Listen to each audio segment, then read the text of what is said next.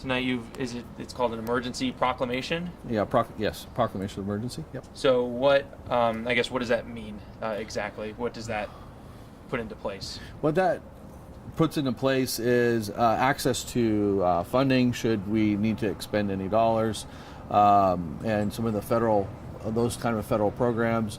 However, really, to me, what's the most important part of that act is the ability to have discussions that really help us address the issues.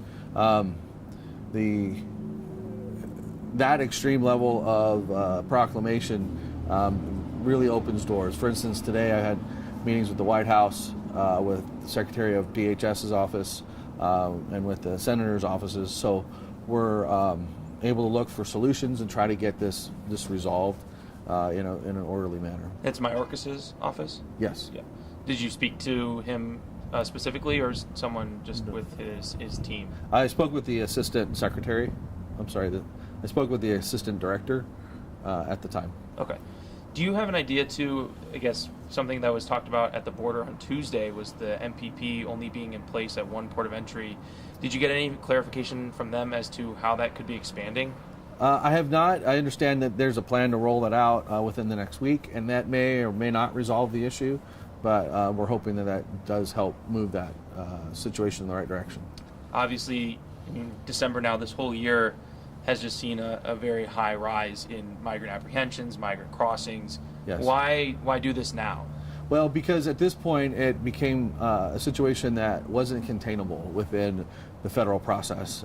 It became outside, where people then started moving through the community and impacting resources, showing up at different places that they were looking for solutions, they were looking for answers, they were looking for resources, and the system that Border Patrol was working within just was overwhelmed. And by doing this, we have the ability to have the discussion on how can Border Patrol get the extra resources it needs and help through that process. And overall, I guess, who do you speak to locally here to make the decision like you did today? Well, it's a lot of community members throughout the whole community. It's not something you do in a vacuum. So between the sheriff, a lot of the different people that work along the border, those that are telling me about what their interactions have been from an organizational standpoint, or nonprofits and those kind of things, and then really looking at what the numbers look like. And the numbers were just increased today over yesterday, and that's not something that I guess the trending is not in the right direction. Yeah, so it was like over the weekend, right, where those numbers in the thousands kind of leveled off a little bit earlier this week, but just as a whole, you're saying it was too much for the system to handle? Right. That starting Thursday, those numbers just got so large that it created a large backup within Border Patrol, and then that caused the spill out into the community. And really the differences between now and when we've had releases into the community before is that these individuals have not been through the process at Border Patrol. So they don't have a legal status yet. Once the Border Patrol processes them and they're released on their own recognizances, then there's at least a temporary status that they have in country, and it changes the dynamic, and it changes what they can and can't do. And I guess going forward through the next few days, were any of those conversations you had back on Tuesday with the governor and some of those law enforcement officials that were there, did that push you to do anything today, or is it just kind of been overall you felt this was the right time to do this? Well, it really came, the difference between Tuesday and today is really what pushed that. Tuesday we did have people at the border. They weren't there long enough for them to want to move into the community, so it still was contained, very concerning of exactly what did happen on the very next day. But once that became what we all don't want, which is people not having resources and people having to move through the community, then it became apparent we needed to do something more than what we were doing. And I guess finally, what do you expect to happen between now and I guess the beginning of the new year? Well, or what do you hope for? what I'm hoping for is a lot more robust resources for Border Patrol. I'm hoping we have. What specifically would that entail? Well, it has to do really with the processing of individuals and then the handoff to the ICRO process. That's really the bottleneck in the process at this point. So more people, more resources to process the individuals through the systems.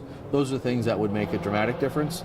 And from there, we're looking at, well, how does the different programs roll out? How do they impact positively or negatively the system? And looking for really more control on where things are than they are today. Lastly, I keep saying that, but I keep to issue an emergency proclamation. Some people could get a little, nervous about that. Overall, would you say safety is pretty high? Humans should feel comfortable overall with going out and about and whatever. Definitely, the people that are coming through are looking to engage Border Patrol. They're not looking to evade. That really is not a security issue to the level of that I'd be too concerned individually. However, people need to be diligent. They need to be diligent, and they need to look at what's going on around them. And regardless who it is, if people are breaking the law, they need to then call that in and go through that regular process. I'm not asking people not to. I think we just need to not overreact on what's going on and what this means. Obviously, if there are people trespassing on your property, that can be called in, and in due time, the local police, the sheriff, they're pretty taxed right now, but they'll be able to get to those calls. But if something more dramatic is going on, obviously we want people to feel comfortable calling that in still. Anything else you'd like to add? I think it's just important to understand that we're looking for this to be a short-term situation. We'll be able to lift this emergency soon and have the federal government step in to address these issues that are impacting our community. From that point forward, then we need to get to the real discussion, and that's how are we going to stop this from continually happening in this cycle. Cool. Thank you. Thank Appreciate you. it.